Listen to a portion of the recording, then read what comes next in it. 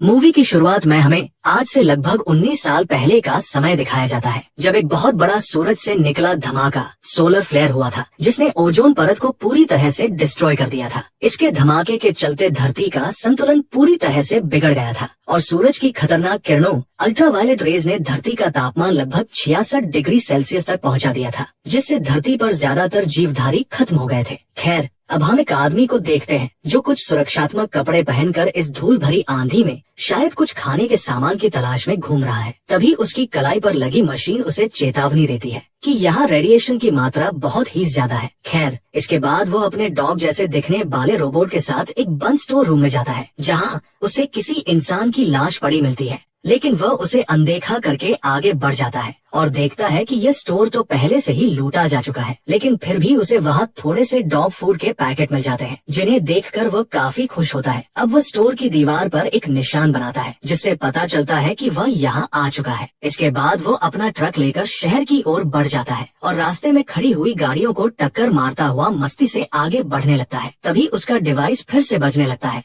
वह देखता है कि सामने एक बहुत बड़ा धूल का तूफान उसकी ओर तेजी से बढ़ रहा है, इसलिए वह तुरंत अपने ट्रक को मोड़ता है और अपने ठिकाने की ओर भागने लगता है और आखिरकार वह सही समय पर सुरक्षित बचकर अपने ठिकाने पर पहुंच जाता है। इस आदमी का नाम फिंच है, जो पहले एक रोबोट बनाने वाली कंपनी में इंजीनियर की पोस्ट पर था और अब उसी पुरानी फैक्ट्री में अपने डॉग और एक रोबोट के साथ रहता है। खैर, अब फिंच अपने डॉग को खाना देता है और फिर एक लेबोरेटरी में जाता है। वहाँ पहुंचकर वो कुछ जरूरी किताबें उठाकर उन्हें स्कैन करता है। दरअसल फिंच एक इंसान जैसे दिखने वाले रोबोट ह्यूमनॉइड पर काम कर रहा है, ताकि उसकी मौत के बाद ये रोबोट उसके डॉगी का ख्याल रख सके, क्योंकि फिंच इस टाइम एक गंभीर बीमारी की गिरफ्त में है, जो कभी भी उसकी जान ले सकती है। इसीलिए वह रोबोट को जल्द से जल्द तैयार करना चाहता है। फिंच अपने इस काम में जी जान लगा देता है और फाइनली एक दिन फिंच को अपने इस काम में सफलता मिल ही जाती है, क्योंकि उसका बनाया हुआ वो रोबोट बोलने लगता है। अब रोबोट को बोलता हुआ देख फिंच बहुत खुश होता है और अपने डॉग से कहता है कि मुबारक हो, तुम्हें एक नया दोस्त मिल गया। इसके बाद फिंच रोबोट से कुछ जरूरी सवाल पूछता है, जिस पर रोबोट बताता है कि उसके 4 नियम है। पहला नियम यह है कि कोई भी रोबोट इंसान को नुकसान नहीं पहुंचा सकता और न ही किसी वजह से इंसान को चोट लगने देगा। इस पर फिंच कहता है ठीक है, पर अब तुम मुझे बस चौथा नियम बताओ। इस पर रोबोट फिंच से कहता है कि अगर तुम यहाँ मौजूद नहीं होगे तो मैं तुम्हारे डॉग की पूरी देखभाल करूंगा। अब फिंच और रोबोट के बीच यह सवाल जवाब चल ही रहे होते हैं कि तभी अचानक यहाँ की लाइट चली जाती है। अब फिंच छत पर जाता है और लाइट ठीक करने लगता है। तभी वह देखता है कि एक बहुत बड़ा तूफान उनकी ओर तेजी से बढ़ रहा है। अब फिंच जल्दी से नीचे आता है और अपने रोबोट को मौसम की जानकारी देने वाली मशीन वेदर स्टेशन से जोड़ देता है और कहता है कि मुझे मौसम की पूरी जानकारी दो। इस पर रोबोट बताता है कि ये तूफान अगले 24 घंटे में यहाँ तक पहुँच जाएगा और ये बहुत ही खतरनाक होगा।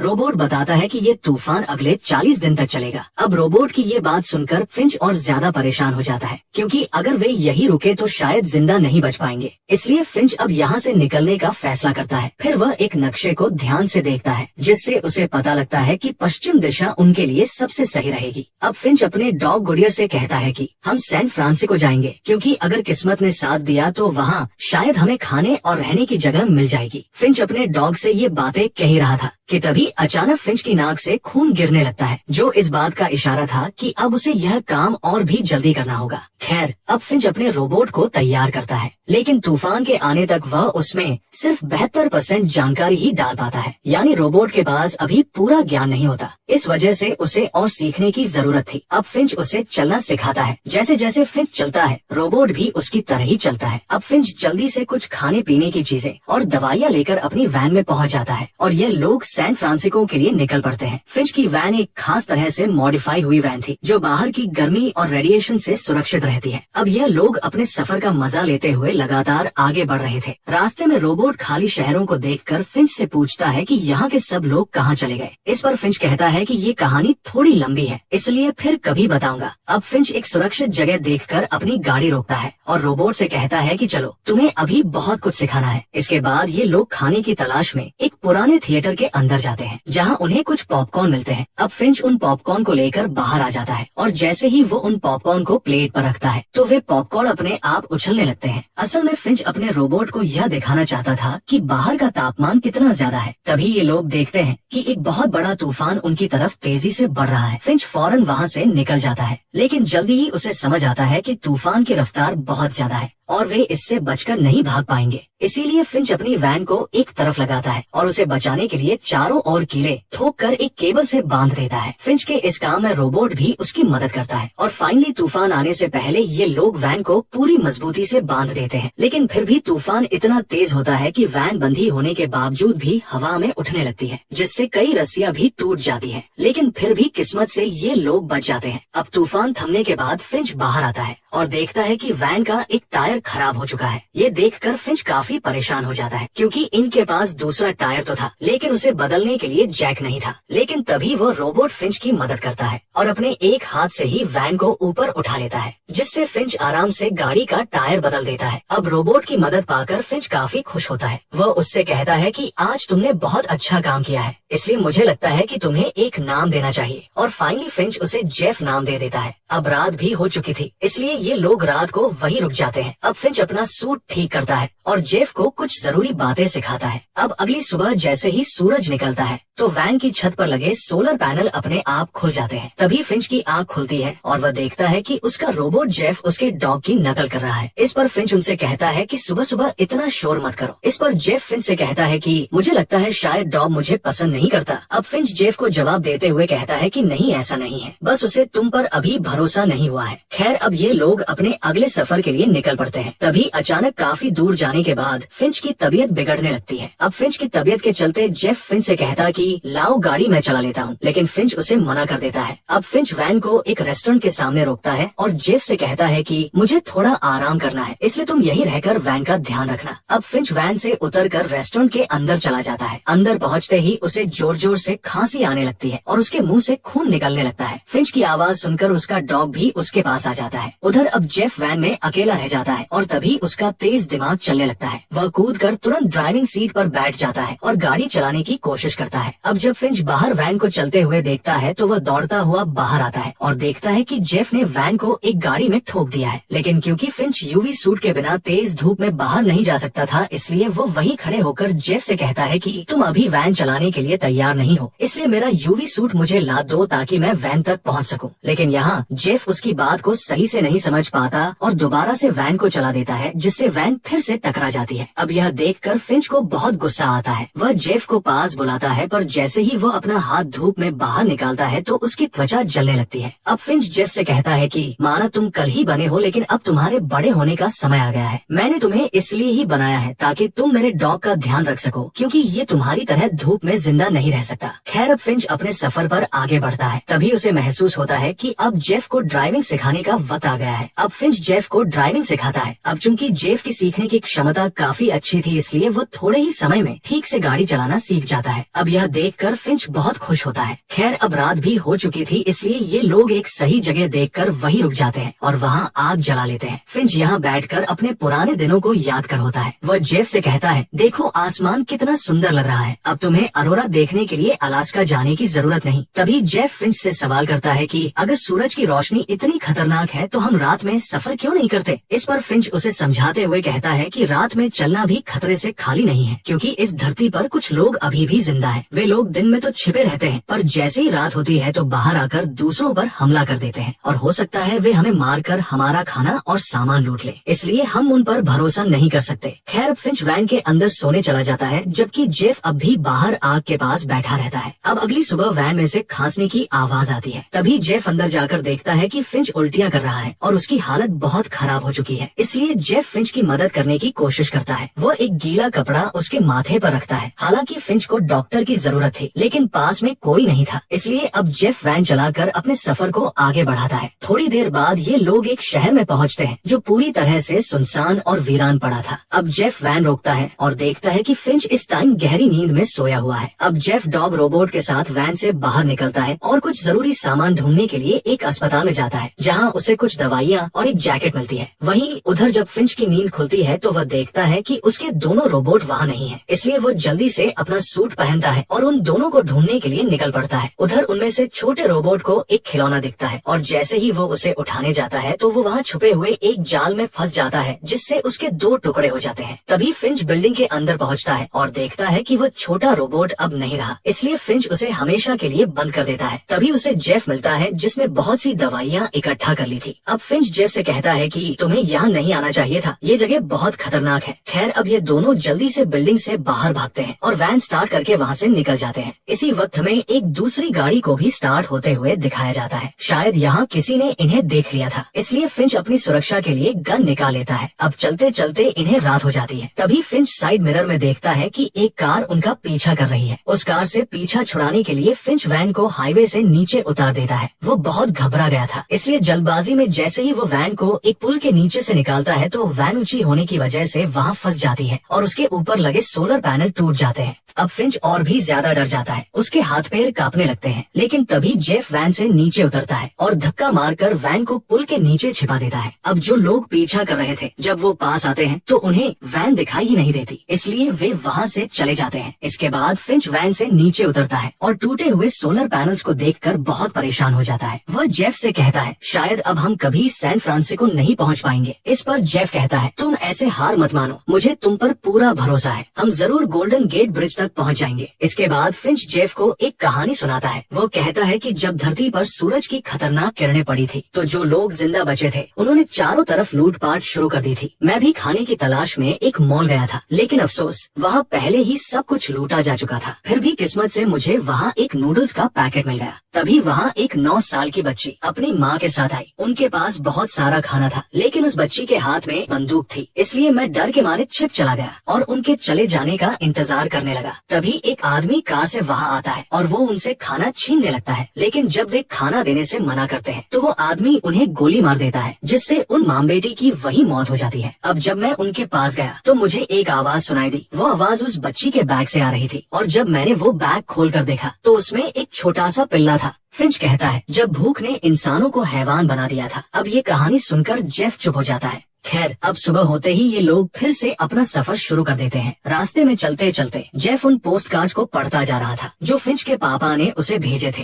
तभी अचानक एक तितली वैन की खिड़की से टकराती है। जब जेफ ये बात फिंच को बताता है तो फिंच बहुत हैरान होता है। अब फिंच अपना एक हाथ वैन से बाहर निकाल कर देखता है कि वहाँ सूरज की तेज किरणें तो नहीं है। फिर वो वैन से बाहर आता है और इतना खुश हो जाता है कि मानो उसे एक नई जिंदगी मिल गई हो। तभी एक और तितली उड़कर उसके हाथ पर बैठ जाती है। अब फिंच को यकीन हो जाता है कि ये जगह पूरी तरह सुरक्षित है, यहाँ सूरज की कोई भी खतरनाक किरणें नहीं है। इसलिए अब फिंच अपने अच्छे कपड़े पहनकर तैयार होता है और खुले आसमान के नीचे टेंट लगाकर खाना खाता है और उस पल को एंजॉय करने लगता है। तभी जेफ फिंच से कहता है तुमने मुझसे झूठ बोला था कि गोल्डन गेट ब्रिज वाला कार्ड तुम्हारे अंकल ने भेजा था, जबकि उसके पीछे तो डैड लिखा है। इस पर फिंच कहता है मेरे पापा आर्मी में थे और वो ऐसे ही ब्रिज बनाते थे, लेकिन अफसोस मेरे जन्म से पहले ही वो इस दुनिया से चले गए, मैं कभी उनसे मिल भी नहीं पाया। फिंच कहता है एक दिन जब मेरा 15वां जन्मदिन था तो मुझे ये पोस्ट कार्ड मिला जिस पर लिखा था कि वो मुझसे गोल्डन गेट ब्रिज पर मिलेंगे और उन्हें खुश करने के लिए ही मैंने ये सूट खरीदा था, लेकिन फिर भी हम कभी मिल नहीं पाए। मैंने इतने सारे पोस्ट कार्ड इसलिए संभाल कर रखे हैं क्योंकि मैं पूरी दुनिया घूमना चाहता था और उस ब्रिज पर जाकर उसकी खूबसूरती देखना चाहता था, लेकिन अफसोस मैं ये सब कर नहीं सका।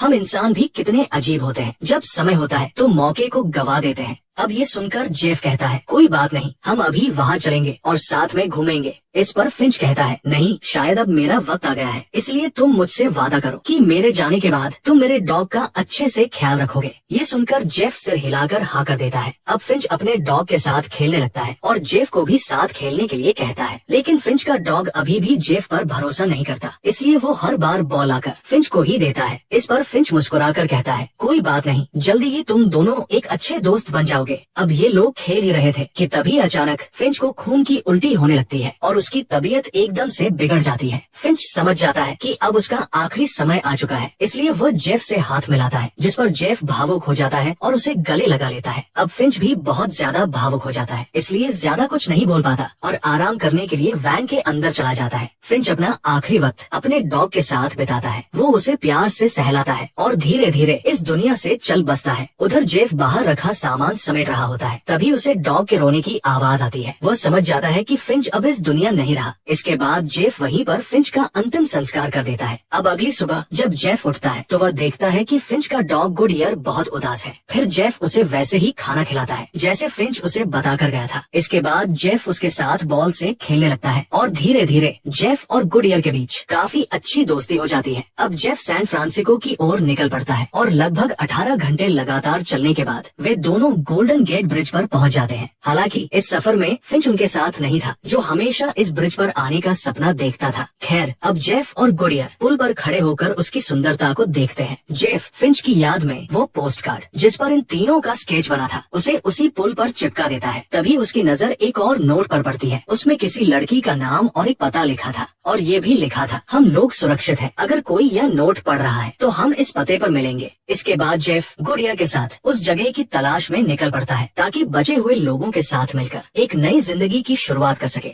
और फाइनली दोस्तों, इसी के साथ इस मूवी का अंत हो जाता है। तो दोस्तों, कैसी लगी आपको आज की वीडियो? कमेंट में जरूर बताएं और साथ ही वीडियो को एक लाइक और चैनल को जरूर सब्सक्राइब करें।